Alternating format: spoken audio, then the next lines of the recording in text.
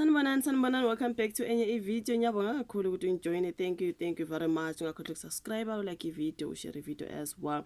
Asikhulumeni ke ngodaba kaKelly Khumalo noZandi Khumalo bephendula ke laphana uadvocate Malisela Tefo emveni kokuthi aye laphana kwi-podcast and chill ayekhuluma ke ngodaba lokubulawa kaSenzo Meyiwa oKelly noZandi. Sabona ke oGelly bephendula enkundleni zokuxhumana, omunye athi phela uvele uyahlanya lo bafethu uKelly Khumalo wenza enye i-video naye ethi back off into ekanjalo, omunye nabo ufakazi ngalokho okukhulumayo okungezongcono ke uthule ungalingi ke ukhulume lento oyikhulumayo ngoKelly Khumalo kuleya particular video.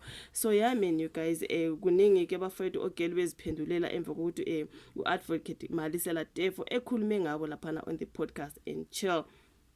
Okay, mhlambe ngizofaka ke lokho okukhulunywe nguZandi on that on the post bese ngiza ne video ke le uKelly Khumalo ubephendula uadvocate Malisela Tefo emveni kokuthi esuka on the podcast and chill. Asidlale le video kaKelly Khumalo bese siyabuya. Enough is enough.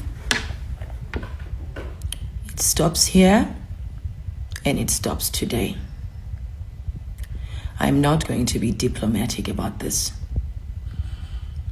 I'm not going to release press statements. I am not going to waste my money hiring lawyers to speak on my behalf. Udoti nje udoti.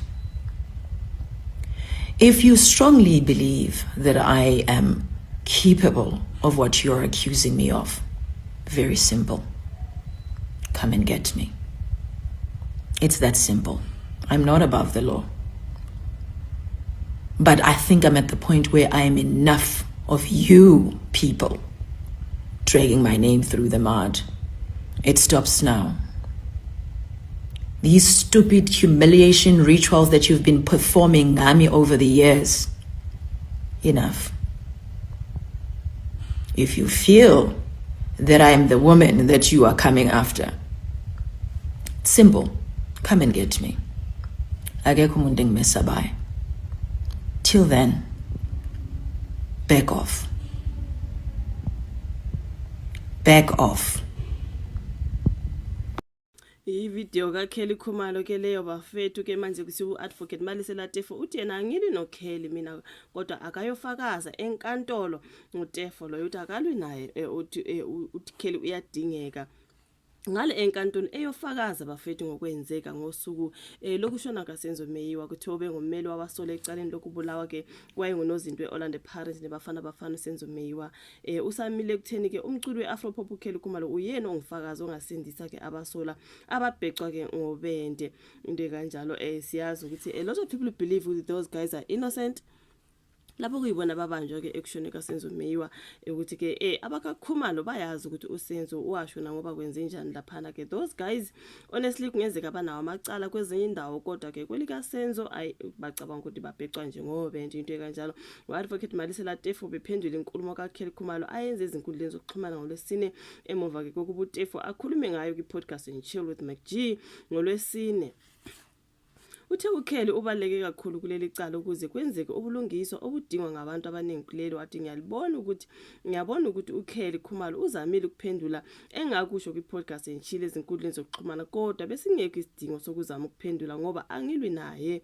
Engangikusho uKelly ungufakazi oqanda ikhanda kuleli cala likaSenzo Meyiwa. Siyamdinga ukuba azofakaza uadvocate Tefo laphana ke ka-podcast and chill. Uthe ngeke esasho lutho olungcofa uKelly ngoba uyadingeka ukuze kuvele iqiniso ngokufa kaSenzo. Uthe uyazi ukuthi uKelly uyafuna ukuzofakaza kodwa umshushisi uadvocate George Baloyi ongafuni ukubiza uKelly wazofakaza. Ngiyambona abantu abaningi bemgxeka uadvocate Baloyi bafethu angazi kuthiwa nguyena ongathi akafuna uKelly azofakaza. uTefo uthe uyazi ukuthi uzobuyela kuleli cala futhi ngeke kuphele ngisho izinyanga ezimbili leli cala lingaphothuliwe ngoba unezinto eziphathekayo zokuthi kungani ethi ababoshiwe abanacala. Uthi ngiyazi ukuthi laba basola babeguphi ngesikhathi kwenzeka icala namanje sisebumnyameni ngokwenzeka ngalolu yasuku. uKelly nolongwe ethwala abangasindisa ke lezi zinsizwa ekwahlulelweni ngendlela engafanele. Ekhuluma kwi-podcast and chill with MacG uTefo wasola uKelly ngokubulala owayisoka la kuSenzo ngo-October 26, 2014. Ngokusho kaTefo kwafika uLongethwala ethukuthele evutha efuna ukwazi ukuthi owayintombi yakhe uZandi Khumalo ongudadewabo kaKelly owayejola ke nobani kubangani bakaSenzo. Okay, ubefuna ukwazi uLongethwala ukuthi ke owayintombi yakhe ubejola nobani kubangani bakaSenzo Meyiwa phakathi kukaTumelo Madlala noMthokozi Sithwala. uTefo uthe kwathi ke uma uZandi ethi akekho ajola naye uLongo wadubula phansi ngesibhamu i-38 revolver kanti ke inhlansi izoshisa uZandi onyaweni. uKelly wabe sethi kuSenzo shona kuye nebala uSenzo wambamba uLongo wamphuca isibhamu ngoba wayenamandla kunaye.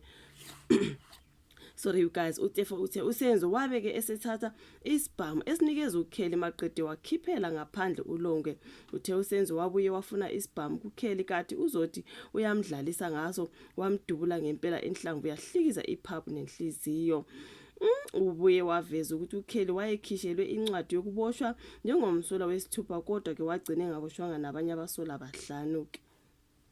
Waze kwakubi esiphendulela uKelly uthe usekhathele izinkulumo zabantu zokuthi akabopheki. Uthe ngeke alokhu eyanalena noma ke amoshe imali eqasha abameli abazomkhulumela uDoti nje uDoti. Uma ukholwa ngempela ukuthi ngakwenza lokho ongisola ngako khulula woza uzongibopha angisho uthi kulula woza uzongibopha angisho angikho ngaphezulu komthetho.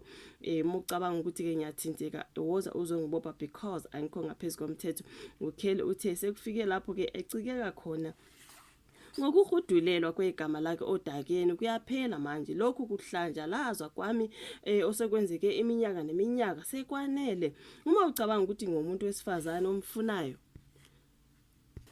uthi ngibophe akekho umuntu engimsabayo. Uma ungakwenzi lokho hamba uyofa. Bathuthi uKelly uma ucabanga ukuthi ungena umuntu wesifazane omfunayo mbophe akekho umuntu amsabayo phela yena you guys. So angeke kwenzeka konke lokhu nje icala lokubulawa kaMeyiwa kubo kaKelly Foslorus liyaqhubeka enkantolo enkulu yasePitoli. Abasole kufena kaSenzo owayengunozinto weOrlando Pirates nebafana bafana umuzi kaKhulelwa Sibiya uBongani Sanizontanzi uMthobisi Prince Mncube uMthokoziseni izipho zonke Maphisa noSifiso kuhle Ntuli. uTefo wayemeleke abasola abane ngaphandle kuka Ntuliki wayimela ba4 bafethu. So angazi uKelly Khumalo kodwa uthi mangabe ucabanga ukuthi mina umuntu omfunayo ngibopheke angikho phela ngaphezulu komthetho. So I do not know uZandi nayo phenduleyani into engichaza ngaba kaKhumalo anything that is said about them bazoza bezoyiphendulela. I'm like why are you guys so quick ukuthi niphendule engathi nani kukhona enizama ukukuvala. Yeka abantu basho lokho abakushoyo if you know you are innocent. Ngiyacabanga ukuthi ungayeka nje umuntu azikhulumela intando yakhe ngoba uyazazi ukuthi wena innocent, you know. But then mawuzohlala njalo ufuna ukuphendula manje sekubonakala sengathi khona into ozama ukuyivala ukuthi abantu bangayifind out, you know what I mean. Angazi bafethu impendulo kaKelly noZandi ke emva kokuthi uadvocate Malisela Tefo ube lapha ka podcast enchile ethi uKelly nguyena ufakazi ofunekayo lapha ukuze kuzosindiswa labo bhuti abalaphana bafethu of which a lot of people are saying ba innocent labo bhuti bafethu nje angeke ayikho into abayenza mhlambe benamacala kwezinye indawo but lele likaMeyiwa lona kudala abantu abathi hayi kodwa bayasukela kusho ukuthi kwahanja kwayodingwa abantu abangasolwa ngaleli cala ukuze kuvikelwe abakaKhumalo allegedly. Angazi isho ivolo ka comment section, like, subscribe, share. Sesiyabonana kwezayo. Bye.